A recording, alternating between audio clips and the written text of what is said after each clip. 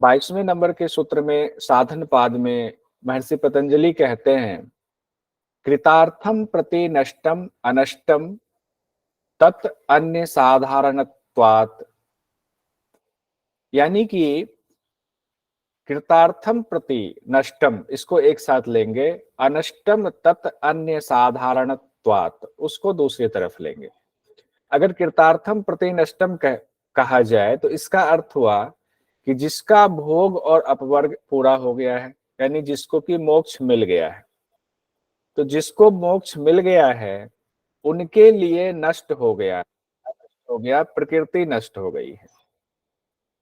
लेकिन नष्ट नहीं हुई है, अनष्टम नष्ट नहीं हुई है किनके लिए? तत् अन्य साधारणत्वात्, जिनके लिए समान रूप से भोग और अपवर्ग अभी बचा हुआ है। इसको आसान भाषा में समझते हैं। हम लोगों ने ये पढ़ा हुआ है, प्रकृति जब अपना रूप दिखा रही है तो सृष्टि की रचना हो रही है। जब सतरजतम तीनों समान अवस्था में है तब जो है वो प्रलय की अवस्था है। तब प्रकृति अपने शुद्ध रूप में है, आत्मा उधर अपने शुद्ध रूप में है। लेकिन दोनों का संयोग हुआ तब जाकर के चीजें सब बन गई। अब जो भोग हो गया, भोग के बाद जब आत्मा को ये ज्ञान हो गया कि नहीं ये तो गड़बड़ हो गया है, विवेक ख्याति आ गई और दोनों का उसके बाद जो अलगाव हो गया कैवल्य होने पर, अब क्या हुआ? प्रलय की स्थिति आ गई। लेकिन सिर्फ उस जीवात्मा के लिए प्रलय की स्थिति हुई। तो इसको दूसरे रूप में कहें तो सृष्टि का संहार हो गया। सृष्टि का संहार उस जीवात्मा के लिए हुआ है, ना कि सबके लिए सृष्टि का संहार हो गया है। सिर्फ उस जीवात्मा के लिए सृष्टि का संहार हुआ है। तो उसकी व्यक्तिगत, जैसे अगर मैंने समाधि प्राप्त कर ली, मुझे कैवल्य मिल गया, तो मेरी सृष्टि मेरी जो ये प्रकृति थी उससे मुझे मुक्ति मिल गई, यानी कि मैंने अपनी सृष्टि का संहार कर दिया। लेकिन क्या मेरी सृष्टि का संहार हुआ कैवल्य मिलने से? तो क्या सबकी सृष्टि का संहार हो जाएगा? क्या सबकी सृष्टि जो है अपने कारण में विलीन हो जाएंगी? नहीं। कहते हैं कि ये सिर्फ आपके लिए हुआ, उस पर्टिकुलर जीवात्मा के लिए हुआ है जिसने करा। लेकिन जो जीवात्मा अभी फंसा हुआ है भोग में, या फिर वो कैवल्य की अवस्था की तरफ बढ़ रहा है, दोनों ही स्थिति में, उसके लिए अभी वो नष्ट नहीं हुई है प्रकृति। उसके लिए सृष्टि की रचना अभी बाकी है, सृष्टि चल रहा है।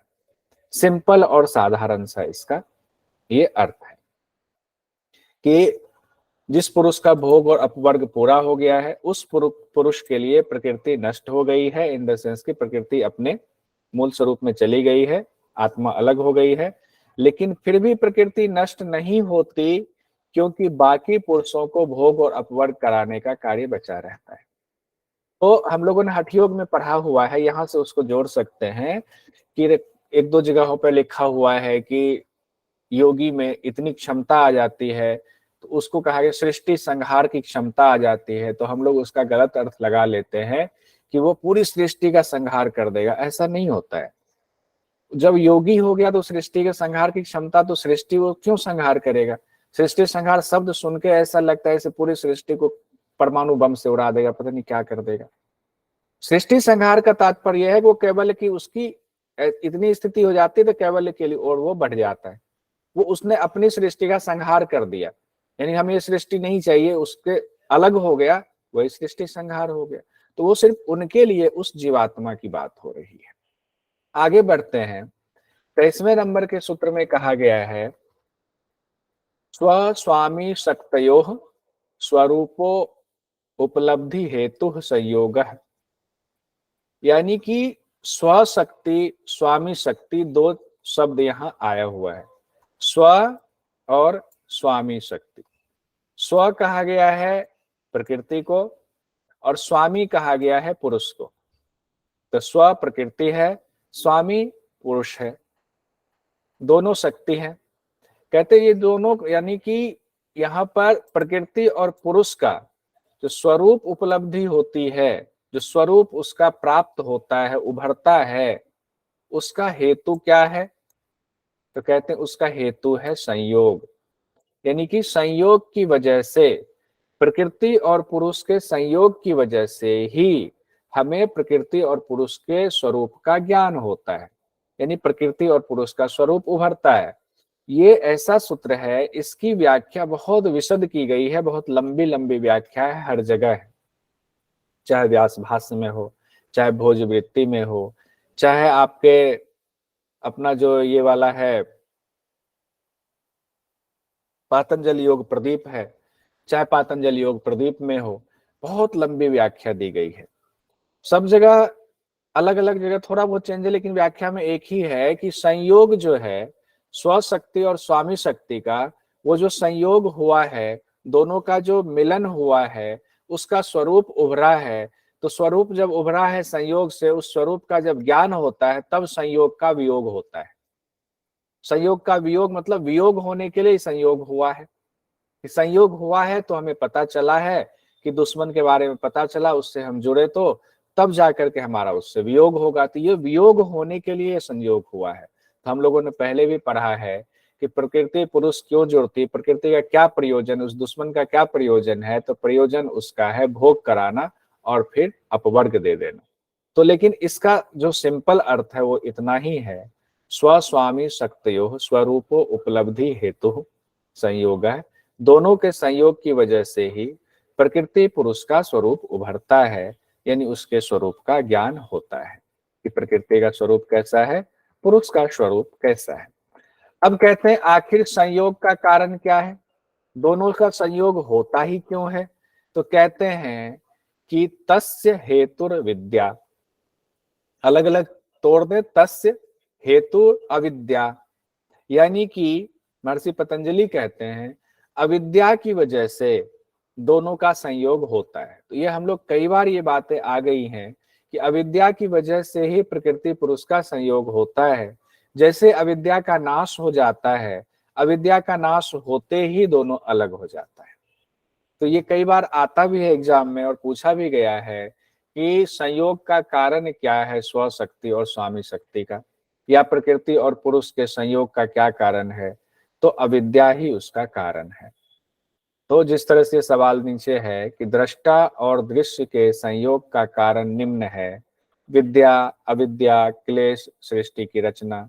तो अविद्या जो है संयोग का कारण है। तो कई तरीके से सवाल आ सकता है, दृष्टा दृश्य आ सकता है, स्वशक्ति स्वामी शक्ति करके आ सकता है, प्रकृति पुरुष करके आ सकता है। शब्द बदल सकते हैं, अर्थ नहीं बदलेगा और उसका आंसर उत्तर नहीं बदलेगा। उसके बाद आगे आते हैं 25 नंबर के सूत्र में, कहते हैं महर्षि पतंजलि तद्भावात संयोगा भाव हानम तत् दृश्य कैवल्यम।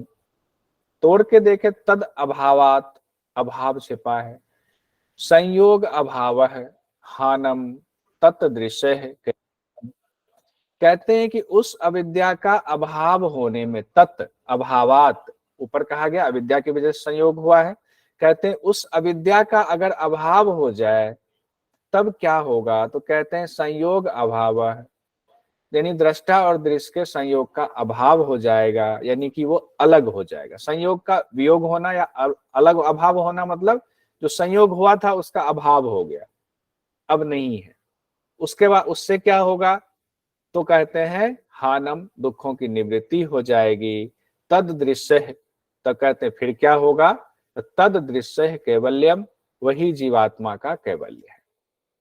यानी कि अविद्या का अभाव होगा तो दृष्टा और दृश्य के संयोग का अभाव हो जाएगा, दुखों की निवृत्ति हो जाएगी, जीवात्मा को मोक्ष मिल जाए, मतलब जीवात्मा अलग हो गई तो कैवल्य मिल गया। कहते अब उसको फिर से दूसरे रूप में देख लें, उस अविद्या का अभाव होने से दृष्टा और दृश्य के संयोग का अभाव हो जाता है, वही उसका कैवल्य है।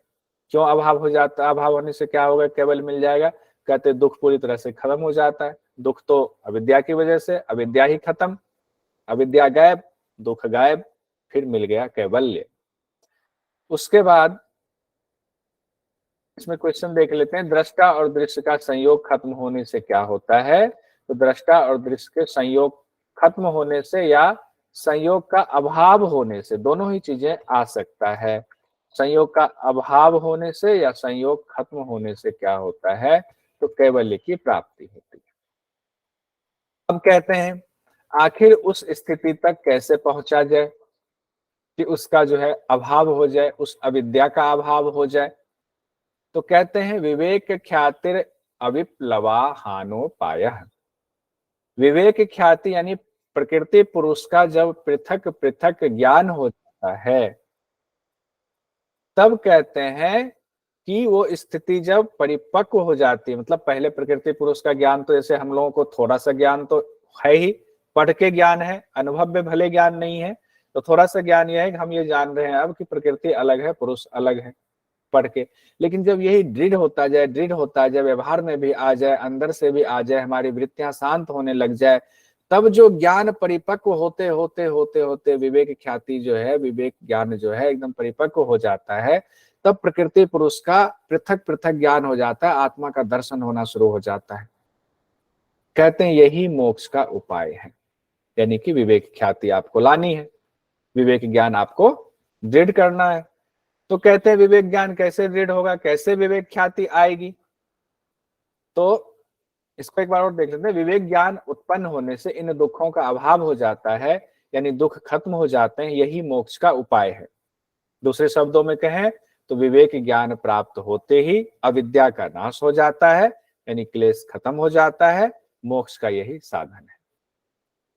अब सवाल है कि विवेक ज्ञान कैसे प्राप्त हो, तब आगे कहते हैं 28 नंबर में कहते हैं, उससे पहले 27 नंबर देख लेते हैं।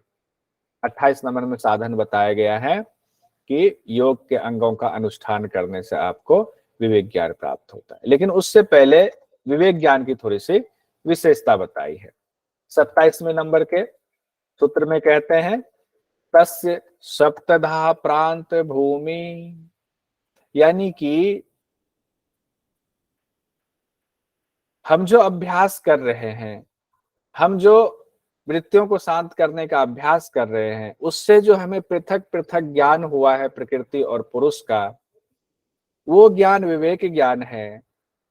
और वो जो विवेक ज्ञान है, उच्च अवस्था वाली जो बुद्धि है वो 7 प्रकार की होती है, यानी कि उसके 7 गुण इसको कह सकते। देखिए एग्जाम में किसी भी तरीके से पूछा जा सकता है, क्योंकि आजकल ट्रेंड चेंज हो रहा है, तो जो चीज नहीं लिखा हुआ है वो भी भाव अगर उसका आ रहा है, उसका अर्थ आ रहा है, तो वो भी एग्जाम में पूछ दिया जाता है। तो कहते हैं हो सकता है ये कह दे कि हमारी जो बुद्धि है, उस बुद्धि की के 7 गुण कौन कौन से हैं, इनमें से हैं, इनमें से नहीं है। अब 7 गुण का नाम तो नहीं लिखा हुआ है, जैसे चित्त भूमि में नाम नहीं लिखा हुआ, लेकिन एग्जाम में कई बार पूछ दिया जाता है। तो सप्तधा प्रांत भूमि प्रज्ञा जो है, उस प्रज्ञा यानी कि वो जो बुद्धि है, प्रज्ञा मतलब बुद्धि, उसकी जो है 7 प्रकार की भूमि होती है उस बुद्धि की, वो गुण होते हैं उस बुद्धि के। तो कहते हैं क्या गुण होते हैं, तो ज्ञेय शून्य अवस्था होती है, हेय हेतु क्षीण अवस्था होती है, प्राप्य प्राप्त अवस्था होती है, चिकित्सा शून्य अवस्था होती है, चित्त की कृतार्थता अवस्था होती है, गुण लीनता अवस्था होती है, और आत्म स्थिति होती है। तो इसको हम लोग देखते हैं कि ये होता क्या है। तो ये शून्य अवस्था के बारे में पहले देख लेते हैं। ये शून्य अवस्था होता है कि जो जानना था सब कुछ हमने जान लिया, अब कुछ भी जानना शेष नहीं रह गया है, इस प्रकार की बुद्धि हमारी हो जाती है कि हमें जो जानना था सब तो हमने जान लिया, अब जानने के लिए कुछ बचा नहीं। जब कुछ बचा ही नहीं जानने के लिए, तो इस प्रकृति का क्या उपाय, इस बुद्धि को क्या करना है, लीन हो जाए, हम अलग हो गए, हमें सब कुछ पता चल गया। हेय हेतु क्षीण अवस्था, कहते हैं जो दुख को उत्पन्न करने वाले कारण थे, उनको पूर्ण रूप से हमने क्षीण कर दिया है। तो जब जो दुख को उत्पन्न करने वाले कारण थे, जो हेय का हेतु था, उसको हेय मतलब दुख कहा गया, मतलब जो खत्म नष्ट करने वाले दुख हैं उसको हेय कहा गया है। उसका जो हेतु हमें मिल गया, कारण मिल गया, उस कारण को भी हमने खत्म कर दिया, छीन कर दिया, उनको पूर्ण रूप से हमने नष्ट कर दिया। उसके बाद है कहा गया है प्राप्य प्राप्त अवस्था। प्राप्य मतलब जो प्राप्त हो गया, जो हमें प्राप्त करना था, जिसको साक्षात करना था, वो प्राप्त हो गया। अब कुछ भी प्राप्त करने के लिए नहीं बचा है। हमें जीआरएफ निकालना था, हमने जीआरएफ निकाल लिया, हो गया हमारा काम वहां पर। अगर उससे आगे कोई और लक्ष्य तय करेंगे तो उसके लिए अलग से तैयारी करेंगे। अब फिर क्लास ज्वाइन करने का कोई मतलब है नहीं। तो जो प्राप्त करना था, जो साक्षात करना था, वो हमने साक्षात कर लिया। अब साक्षात करने के लिए कुछ शेष नहीं बचा है, यानी कि मोक्ष का साक्षात हमारा हो गया। उसके बाद कहते हैं चिकित्सा शून्य अवस्था।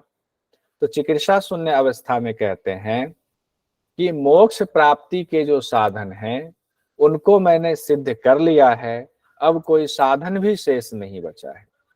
हम अलग अलग साधनों के द्वारा आए हैं, अब मोक्ष प्राप्ति के लिए सारे साधन का इस्तेमाल कर लिया है, अब साधन की हमें जरूरत ही नहीं है। इस सब तो सिद्ध हो गया, तो साधन क्या करेंगे उसको, अब साधनों की हमें जरूरत नहीं है, वो क्यों हम उसको ढोते रहे, हटा दिया। कहते चित्त की कृतार्थता अवस्था। ये अलग अलग तरीके से कहा गया, कुछ भी छूट ना जाए। तो चित्त की कृतार्थता अवस्था कहते हैं बुद्धि के दो प्रयोजन है। बुद्धि यहाँ कहा गया है, बुद्धि से तात्पर्य है यहाँ पर प्रकृति से। तो बुद्धि के दो प्रयोजन हैं, भोग और अपवर्ग, दोनों पूर्ण हो गए हैं। योगी ऐसा अनुभव करता है कि हमें दोनों, हमारी जो अवस्था पूरी हो गई है। चित्त जो है वो कृतार्थता अवस्था, ऊपर हम लोगों ने पढ़ा था ये वाला, तो कृतार्थ हो गया। अब बुद्धि भी अपना अलग, उसका प्रयोजन खत्म, भोग भी करा दिया, अब्बर भी करा दिया, हो गया उनका काम, पूर्ण हो गया। अब हमें उससे कोई लेना देना नहीं, आप अपनी जगह जाएं, हम अपनी जगह। कहते हैं गुणलीनता। जब इस स्थिति तक पहुंचते हैं तो क्या होता है, तो होता यह है तीनों गुण अपने कारण में लीन हो जाते हैं। सतरजतम, सारा खेल तो इन्हीं से शुरू हुआ था। सतरजतम, यही तीन दुल्हन थी जिनसे जो है मामला खराब हुआ था। अब ये तीन दुल्हन जो है अपने प्रकृति में, मूल प्रकृति में ये लीन हो जाते हैं, ये भी अपने कारण में लीन हो जाते हैं, इनका भी हमारे लिए कोई मतलब नहीं बचता है। यानी कि अब जीवात्मा का अगला जन्म नहीं होगा, क्योंकि सूक्ष्म शरीर उसके साथ नहीं है, अब वो मुक्त हो गई। सांख्य दर्शन में जो तुलना की गई है उसमें कहा गया है कि इसको लंगड़ा कहा गया है आत्मा को, और उसको अंधा कहा गया है सतरजतम को, प्रकृति को। तो एक के कंधे पर दूसरा बैठ करके जो है आगे लक्ष्य की तरफ जा रहा है। तो खैर, तो वो चीजें अब पूरी हो गई है, अब हमें उसकी जरूरत है नहीं। तीनों गुण अपने घर में चले गए, और अंधा भी अपने घर, लंगड़ा भी अपने घर, तो अपना अपना अलग हो गए। अब अंतिम है आत्म स्थिति। इस अंतिम अवस्था में जीवात्मा तीनों गुणों से अलग हो चुका होता है, और वह अपने स्वरूप यानी कि ईश्वर के स्वरूप में स्थित हो जाता है, और वह ईश्वर का साक्षात्कार कर लेता है। वही ईश्वर साक्षात्कार की अवस्था है। यही हमारे 7 जो है गुण कह सकते हैं उस बुद्धि के, तो उसको कहा गया है सप्तधा प्रांत भूमि प्रज्ञा। 7 प्रकार की प्रांत भूमि है ये प्रज्ञा की, उस बुद्धि की। उसके बाद 28वें नंबर के सूत्र की तरफ हम लोग बढ़ते हैं। उससे पहले क्वेश्चन देख लेते हैं कि पुरुष की बुद्धि 7 प्रकार की कब होती है। ऋतंभरा प्रज्ञा होने पर, विवेक ज्ञान होने पर, संप्रज्ञात समाधि होने पर, असंप्रज्ञात समाधि होने पर।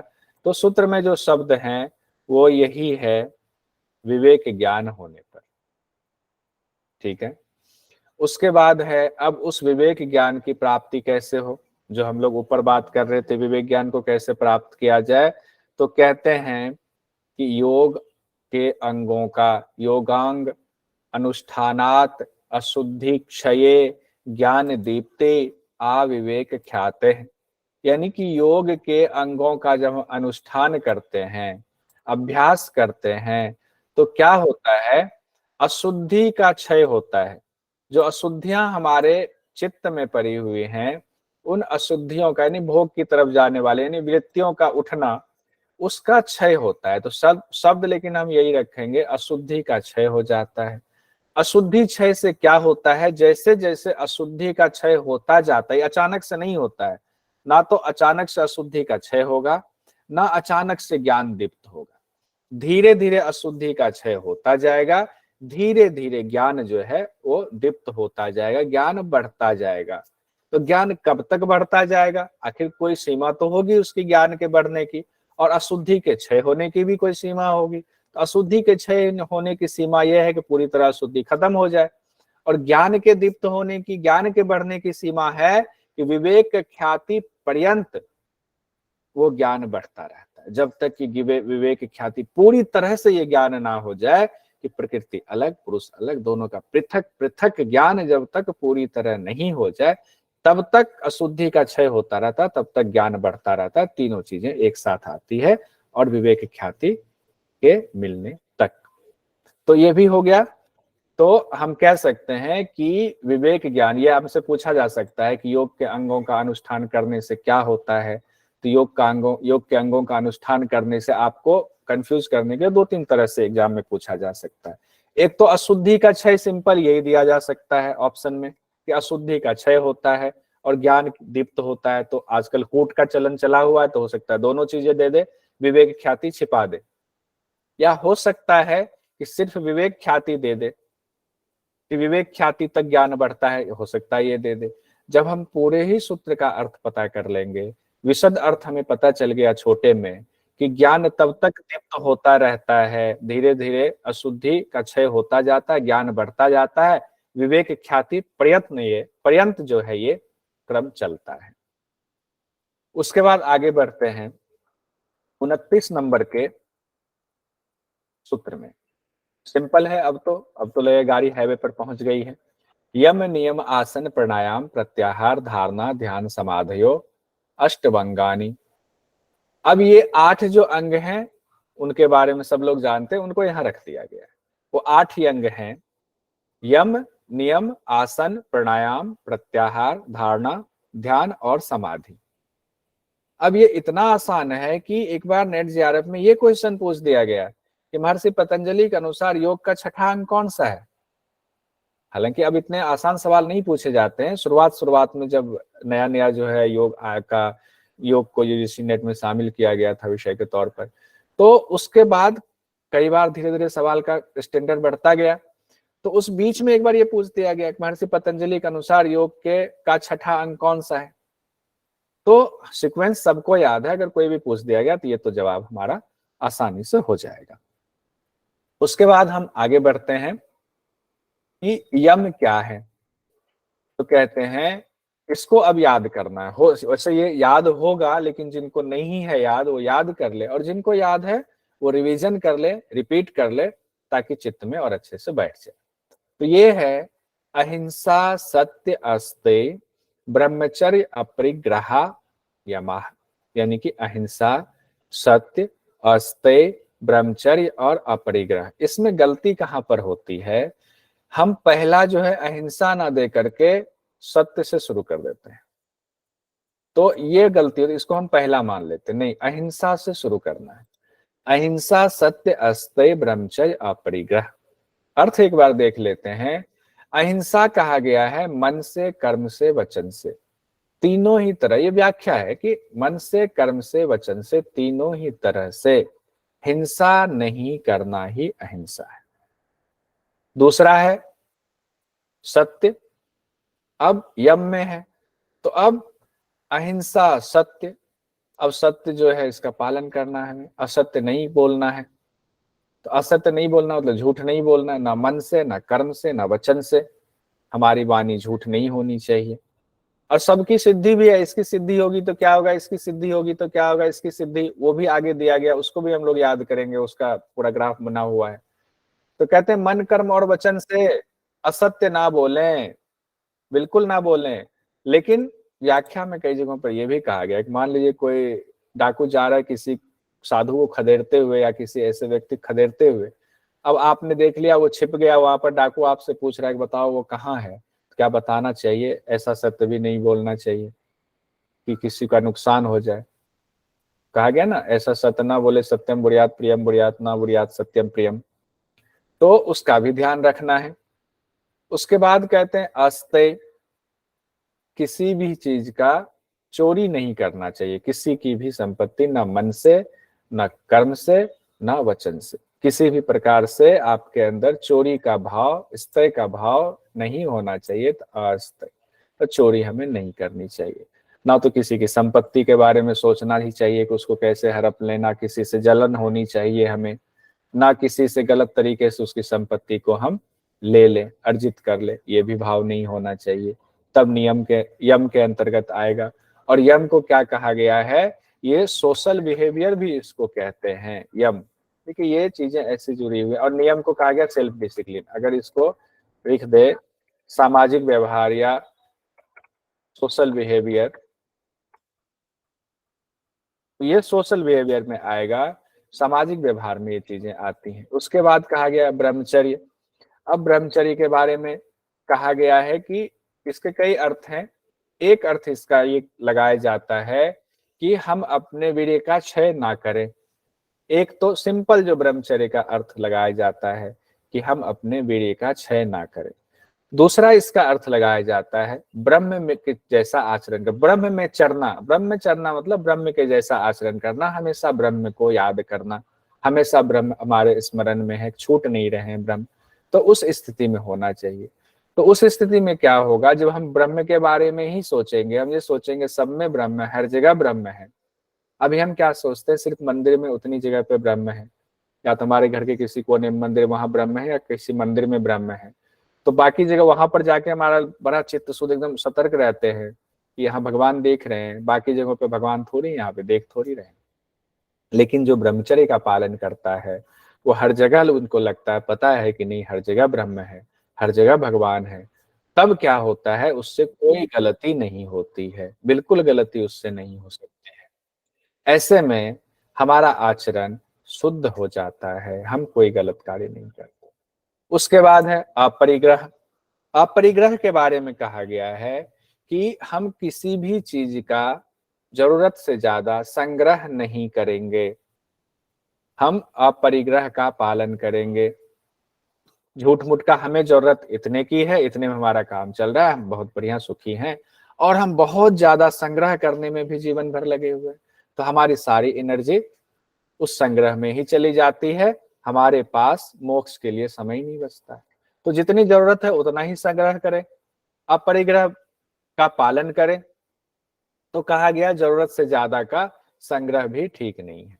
लेकिन आप ये कह सकते हैं क्या हम अगर करते हैं तो गलत है? नहीं, गलत नहीं है। फिर तो आप जो कर्म कर रहे हैं, कर्म का तो भोग भोगना ही है। आप ज्यादा करेंगे तो इसका मतलब आपके अंदर वृत्तियां बहुत चल रही हैं, हम कर रहे हैं तो उसके अच्छे का कर्म कर रहे हैं तो फल भी अच्छा होगा, फिर भी अच्छी योनि मिलेगी। तो योनि में तो है ही, प्रकृति में तो फंसे ही हुए हैं, हट कहाँ रहे हैं। तो इसकी व्याख्या में ये भी कहा जाता है परिग्रह में गलत नहीं है, अगर आप नियम पूर्वक जरूरत से ज्यादा भी जमा कर रहे हैं तो गलत नहीं है। लेकिन ये बात क्या हो रही, टारगेट क्या हो रहा है हमारा? हमारा टारगेट है कि विवेक ज्ञान की प्राप्ति, हमारा टारगेट है प्रकृति और पुरुष को अलग अलग पृथक पृथक जानना। उसको पृथक पृथक जानने के लिए तो हमें समय चाहिए, उसका अभ्यास करना पड़ेगा योग के अंगों का, और योग के अंगों का अभ्यास करने का अच्छा खासा समय चाहिए। अगर हम जिंदगी भर कमाने में ही लगे रहेंगे तो समय कहाँ है हमारा? तो ये हमारा 5 यम है, अहिंसा, सत्य, अस्तेय, ब्रह्मचर्य और अपरिग्रह। इस 5 यम के बारे में कहा गया जो एग्जाम में आ सकता है, ये महाव्रत कब हो जाता है। यम जो है एक खास अवस्था में महाव्रत हो जाता है, जब इसकी सिद्धि होती है तब ये महाव्रत हो जाता है। कैसे सिद्धि होती, कैसे पता चले कि सिद्धि हो गई? कहते हैं जाति देश काल समयानवच्छिन्ना सार्वभौमा महाव्रतम। तो कहते हैं कि जाति, देश, काल और समय, इनकी सीमा से जब रहित हो जाने पर, यानी कि पूरी तरह यम सिद्ध हो जाता है, जब जाति, देश और काल का कोई बंधन नहीं रहता, कोई उसकी सीमा नहीं रहती, उस सीमा से रहित हो जाता है, तब यह हर अवस्था में महाव्रत हो जाता है। कहते हैं महाव्रत का धारण किया है, तब ये महाव्रत हो जाता है। अब जाति, देश, काल से क्या तात्पर्य है? तो जाति में हो गया मनुष्य, पशु आदि। अब इसकी सीमा से रहित आपको हर जगह ब्रह्म दिखाई दे रहे हैं, किसी में आप भेद नहीं कर रहे हैं। देश मतलब कि हम तीर्थ स्थल में ही हम पुण्य करेंगे, तीर्थ स्थल में ही हम जो है ये करेंगे, तीर्थ स्थल में आए हैं तभी पुण्य करेंगे, तो बंधन हो गया कि हम हरिद्वार गए तो बड़ा भक्ति भाव प्रेम भाव है, और हम मुंबई चले गए तो वो वाला भाव खत्म हो गया है। कहते नहीं, वो हर जगह जो है वही भाव आपका बना रहे, चाहे फिल्म नगरी में चले जाओ, चाहे कहीं चले जाओ, आपके भाव में कमी नहीं आनी चाहिए। वो देश का बंधन भी ना रहे। कहते काल का भी बंधन नहीं। बहुत सारे लोग कहते हैं ना, हम उपवास करेंगे पर्व त्योहार में, आज के दिन हम अहिंसा नहीं करेंगे। कहते हैं आज नहीं, आज वाले दिन हम चिकन नहीं खाएंगे, मंगलवार है आज का दिन, आज अंडा नहीं खाएंगे। तो ये इस तरह के श्रेणी में आ जाता है कि आज के दिन अंडा ना खा करके हम अहिंसा को आज के दिन रोक रहे हैं। अब बुधवार को आज नहीं खाया, 2 आज का बचा हुआ, बुधवार को 4 खा लेंगे। तो कहते हैं इस काल से भी जो हट जाए कि पर्व त्योहार अमावस्या विशेष दिन सिर्फ उसका पालन ना करे यम नियम का। तो कहते हैं कि यहाँ खास करके यम की बात हो रही है। तो कोई ऐसे काल को देख करके नहीं, उसके लिए तो हमेशा ही वो सिद्ध हो गया, उसके लिए यम अब हमेशा ही है, हमेशा ही अहिंसा, हमेशा ही सत्य, हमेशा ही अस्तय, हमेशा ही ब्रह्मचर्य, हमेशा ही अपरिग्रह। तो जब ये इस तरह से सिद्ध हो जाता है जाति देश काल, उसके बाद आया इसमें तब क्या वो महाव्रत हो जाता है। कहते हैं इन सभी चीजों से परे होकर जब यम का पालन किया जाता है तो वह महाव्रत कहलाता है। अर्थात इन खास जाति के प्रति हिंसा नहीं करनी है, या इस खास जाति को ही इस वाले अमुक दिन जो है हम अच्छा मानेंगे, इस देश में यम का पालन करूंगा, यानी कि हरिद्वार में पालन कर लेंगे, मंगलवार को या पूर्णिमा को हिंसा नहीं करूंगा। इस तरह की भावना से रहित होकर के जब हर वक्त हर देश में हर जाति के प्रति यम का पालन किया जाता है, तब वह महाव्रत हो जाता है। तो पूछा जा सकता है कि महाव्रत, एक तो ये पूछा जा सकता है कि महाव्रत संबंधित है यम से, नियम से, आसन से, प्राणायाम से, तो महाव्रत यम से संबंधित है, पहले वाले से ही कर देंगे, जो 8 अंग में पहला ही वहीं से महाव्रत शुरू हो गया, महाव्रत से ही शुरुआत हो रही है। तो उसमें ये भी आ सकता है कि महाव्रत कब हो जाता है, तो जब जो है उसमें आपके ऑप्शन में ये भी हो सकता है जब यम की पूरी तरह सिद्धि हो जाती है। एक तो सिंपल आंसर। दूसरा हो सकता है जब जाति देश काल के समय से वो अवच्छिन्न हो जाता है, उस पर समय की सीमा से वो रहित हो जाता है, तब ये होगा। अब आगे बढ़ते हैं। 32 नंबर में कहा गया है शौच संतोष तपह स्वाध्याय ईश्वर प्रणिधानानि नियमाः, यानी कि 5 चीजें नियम में भी कहा गया है। शौच, संतोष, तप, स्वाध्याय, ईश्वर प्रणिधान, ये 5 नियम हैं। यानी कि 5 यम और 5 नियम की चर्चा की गई है। अंतिम के 3 नियम को क्रिया योग कहा गया है, जो हम लोगों ने इसी वाले यानी साधन पाद में ही पढ़ा है। तप, स्वाध्याय और ईश्वर प्रणिधान, इसी से साधन पाद की शुरुआत हुई है। और तप, स्वाध्याय, ईश्वर प्रणिधान यानी क्रिया योग का फल बताया गया है कि समाधि भावनार्थ और क्लेश तनु करनार्थ, 2 चीजें शुरुआत में बता दी गई। अब यहाँ चूंकि ये नियम का पार्ट है, इसलिए नियम में इसको अलग से बताना जरूरी था कि शौच क्या है, संतोष क्या है, तप क्या है, स्वाध्याय क्या है, ईश्वर प्रणिधान क्या है। तो कहते हैं शौच जो है, शौच संस्कृत शब्द, इसका अर्थ है शुद्धि। किसकी शुद्धि? तो ये हमने कहा नियम जो है ये सेल्फ डिसिप्लिन है, खुद की चर्चा हो रही। ऊपर सोशल बिहेवियर, दूसरों से जुड़ी हुई बातें ज्यादा है, और यहाँ खुद से जुड़ी हुई बात ज्यादा है। तो शौच मतलब शुद्धि, क्लीननेस इंग्लिश में कहे तो एकदम क्लीन रहना, टिप टॉप एकदम रहना। तो शौच किसका शौच? एक तो शरीर का शौच, शरीर की शुद्धि, और दूसरा अंदर से भी शुद्धि, यानी बाहर और अंदर दोनों तरफ से शौच होना चाहिए।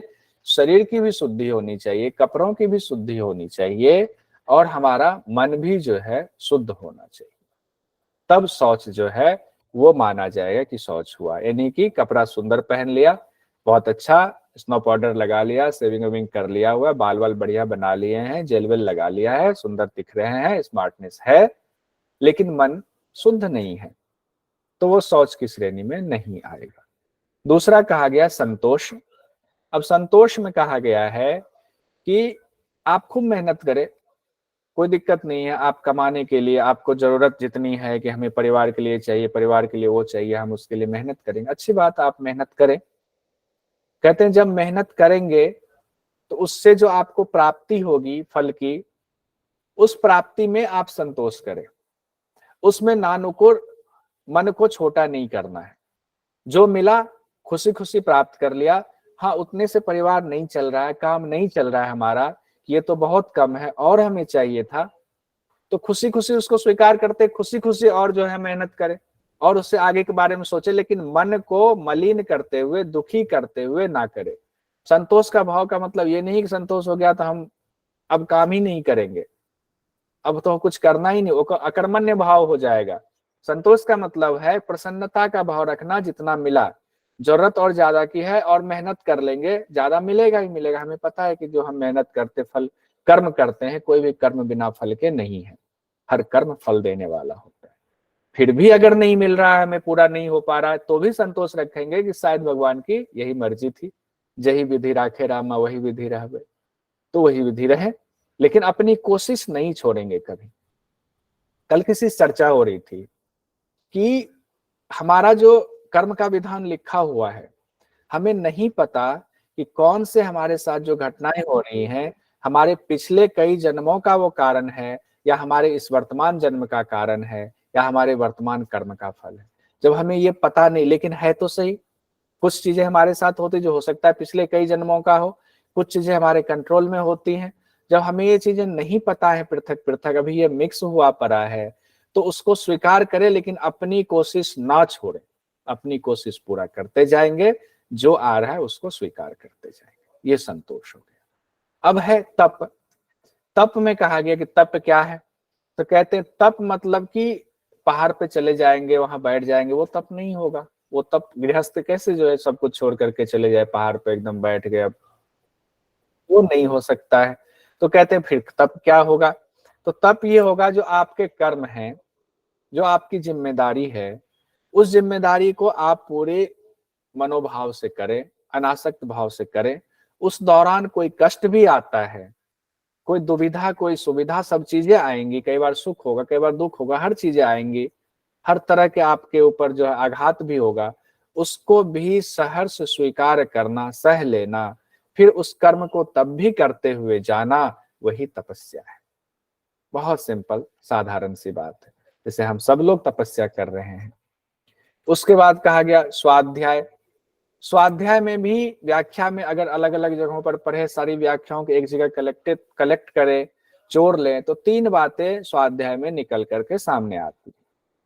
एक स्वाध्याय निकल कर आता है कि हम पुस्तकों का, वेद शास्त्रों का अच्छे अच्छे ज्ञान वहां से अध्ययन करते हैं, स्वाध्याय में वो भी आता है। एक स्वाध्याय में आता है कि हम अपने बारे में विचार करें, बैठे सोचे समझे हम कौन हैं, क्या हैं, ठीक है हम आए हैं तो हमारे विचार आचरण अच्छे होने चाहिए, यानी हम अपने आत्मा का जो है अध्ययन कर रहे हैं, एक तरीके से स्वाध्याय ये है।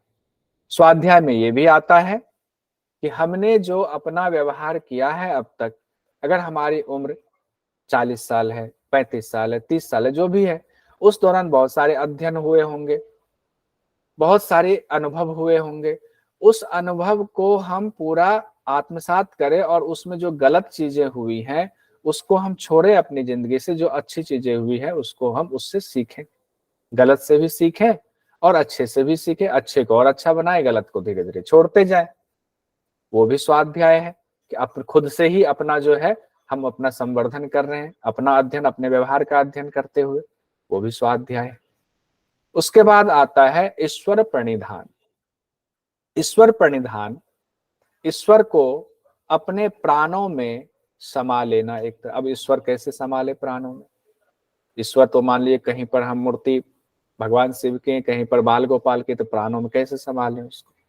तो ईश्वर सिर्फ उस बाल गोपाल रूपी मूर्ति में सिर्फ थोड़ी है, वो तो हमने माना तो उसमें है, ईश्वर हर जगह है। यानी कि ईश्वर प्रणिधान से मतलब है कि आपके एक एक श्वास पर उनका अधिकार है, वही है, सब कुछ उन्हीं का है, सब कुछ कर्म हम उन्हीं के लिए कर रहे हैं, अपने लिए हम कुछ भी नहीं कर रहे। जब हमें आज भगवान मिल जाए, हमारा भाव बहुत अच्छा हो और भगवान बोले कि अभी ये वाला काम करना, तो हम सारी सब कुछ छोड़ के इतने तन्मयता से उनके काम के लिए लग जाएंगे कि क्या कहना। या सिंपल सी बात, जिस दिन पूजा होती है, हम कोई भी काम बिना नहाए धोए नहीं करते। हम नहाते धोते तब भगवान के लिए कोई काम शुरू करते हैं, तो उस दिन बड़ा भाव रहता है। अगर यही भाव हर काम में हो, हम ये माने कि हम दुकान पे जा रहे हैं, दुकान हमारी नहीं है, भगवान की दुकान पे हम आए हैं, इसके मालिक भगवान है, तो क्या भाव से जाएंगे भगवान के लिए, जैसे मंदिर में जाते, वही भाव हमारा होगा।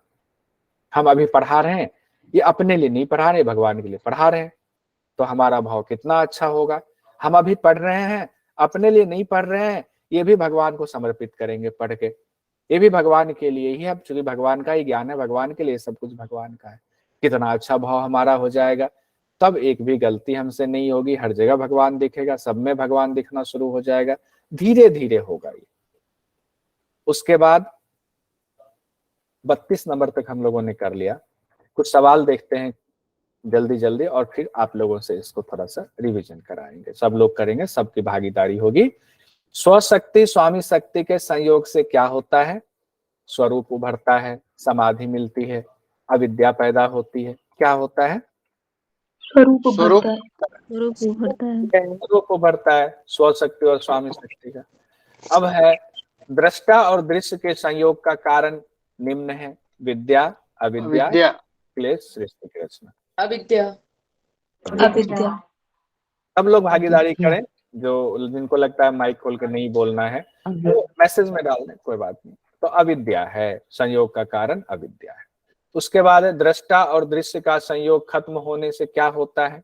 तो दृष्टा और दृश्य का जब संयोग खत्म हो जाता है, तब जो अभाव होता है उसकी वजह से क्या होता है? कैवल्य की प्राप्ति होती है, कैवल्य की प्राप्ति होती है। उसके बाद विवेक ख्याति की वजह से होता है, क्या होता है? तो दुखों का भाव, दोनों चीजें होंगी, क्लेश भी तनु होता है, अभाव भी होता है। ये पहले भी, ये उससे आज से पहले भी जो हम लोगों ने पढ़ा था उसमें भी दिया हुआ था, जिसमें था ना कि वो समाधि, तो समाधि को हम लोगों ने कहा था कि वो विवेक ख्याति संज्ञक, हर जगह उसकी व्याख्या में था। तो क्लेश को कहा गया था ना कि स्थूल क्लेशों को और जो है तनु करना है और उसको खत्म करना है। तो विवेक ख्याति से क्लेश भी तनु होता है, दुखों का अभाव भी होता है। क्यों होता है? क्योंकि प्रकृति और पुरुष का पृथक पृथक ज्ञान हो जाता है। उसकी बुद्धि 7 प्रकार की कब होती है? ऋतंभरा प्रज्ञा होने पर, विवेक ज्ञान होने पर, संप्रज्ञात समाधि होने पर, असंप्रज्ञात समाधि होने पर। विवेक ज्ञान होने पर। विवेक ज्ञान सप्तधा प्रांत भूमि कहा गया था। उसके बाद महर्षि पतंजलि के अनुसार ये क्वेश्चन जो आया था, योग का छठा अंग कौन सा है? धारणा। धारणा। छठा 7वां ध्यान और 8वां समाधि है, तो धारणा है। उसके बाद है इनमें से यम है सत्य, शौच, अपरिग्रह, ईश्वर प्रणिधान, इनमें से यम कौन सा है? कूट में दिया हुआ है, बता दीजिए।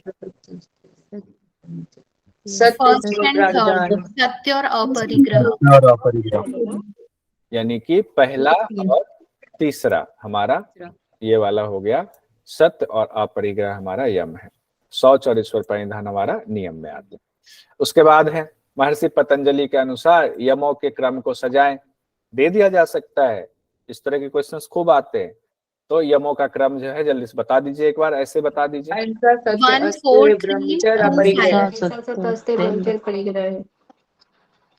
ठीक है, उत्तम से एक बार बता दीजिए क्रम क्या है इसका, यमों का क्रम। उत्तम जी, उत्तम जी यम बता दीजिए एक बार सीक्वेंस में। सर मुझसे पूछ रहे?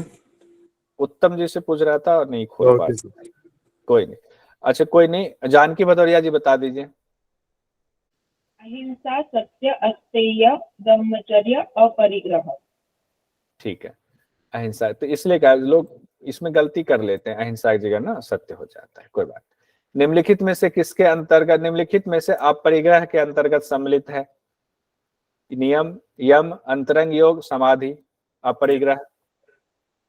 यम। अब है सवाल, यम कब महाव्रत हो जाता है? कब महाव्रत हो जाता है? जाति देश काल समय से जाति देश काल समय से रहित हो जाने का। जब इतनी सिद्धि हो जाती है कि जब जाति देश काल और समय से वो रहित हो जाता है। रहित हो जाता है।